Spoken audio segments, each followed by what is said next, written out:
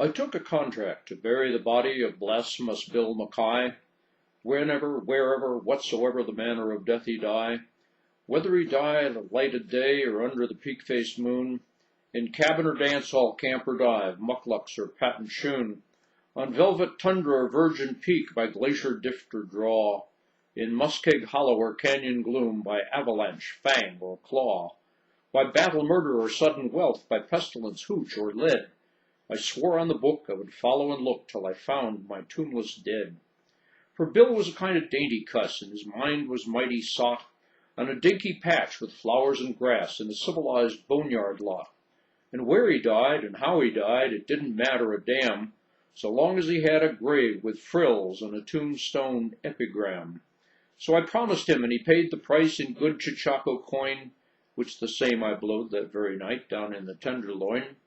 Then I painted a 3-foot slab of pine, here lies poor Bill Mackay, and I hung it up on my cabin wall and waited for Bill to die. Years passed away, and at last one day came a squaw with a story strange of a long deserted line of traps way back in the Bighorn Range, of a little hut by the Great Divide and a white man stiff and still, lying there by his lonesome self, and I figured it must be Bill. So I thought of the contract I'd made with him, and I took down from the shelf that swell black box with the silver plate he'd picked out for hisself, and I packed it full of grub and hooch, and I slung it on the sleigh. Then I harnessed up my team of dogs and was off at the dawn of day. You know what it's like in the Yukon wild when it's 69 below, when the ice worms wiggle their purple heads through the crust of the pale blue snow, when the pine trees crack like little guns in the silence of the wood, and the icicles hang down like tusks under the parka hood, when the stovepipe smoke breaks sudden off and the sky is weirdly lit, and the careless feel of a bit of steel burns like a red-hot spit, when the mercury is a frozen ball and the frost fiend stalks to kill. Well, it was just like that day I set out to look for Bill. Oh, the awful hush that seemed to crush me down on every hand as I blundered blind with a trail to find through that blank and bitter land, half dazed, half crazed with a winter wild with its grim heart-breaking woes, and the ruthless strife for a grip on life that only the sourdough knows. North by the compass, north I pressed, river and peak and plain, past like a dream I slept to lose and waked to dream again. River and plain and mighty peak, and who could stand unawed?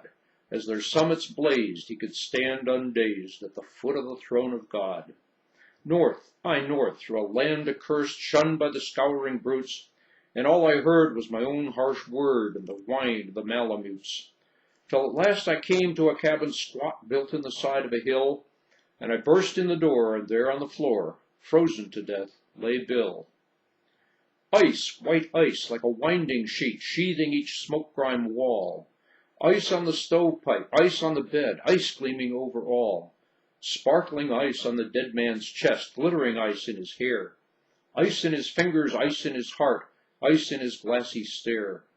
Hard as a log and trussed like a frog, with his arms and legs outspread, I gazed at the coffin I brought for him, and I gazed at the gruesome dead. And at last I spoke. Bill liked his joke, but still, gall darn his eyes, a man had ought to consider his mates and the way he goes and dies.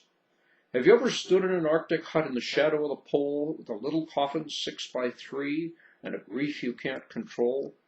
Have you ever sat by a frozen corpse that looks at you with a grin, and that seems to say, you may try all day, but you'll never jam me in? I'm not a man of the quitting kind, but I never felt so blue, as I sat there gazing at that stiff and studying what I do. Then I rose and I kicked off the husky dogs that were nosing round about, and I lit a roaring fire in the stove, and I started to thaw Bill out. Well, I thawed and I thawed for 13 days, but it didn't seem no good. His arms and legs stuck out like pegs, as if they were made of wood. Till at last I said, it ain't no use, he's froze too hard to thaw.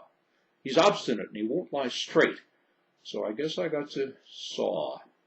So I sawed off poor Bill's arms and legs, and I laid him snug and straight, in the little coffin he'd picked hisself with the dinky silver plate, and I came nigh near to shedding a tear as I nailed him safely down. Then I stowed him away in my Yukon sleigh, and I started back to town. So I buried him as the contract was, in a narrow grave and deep, And there he's waiting the great clean-up when the judgment sluice heads sweep. And I smoke my pipe and I meditate in the light of the midnight sun, and I sometimes wonder if they was the awful things I done. And as I sit and the parson talks, expounding of the law, I often think of poor old Bill, and how hard he was to saw.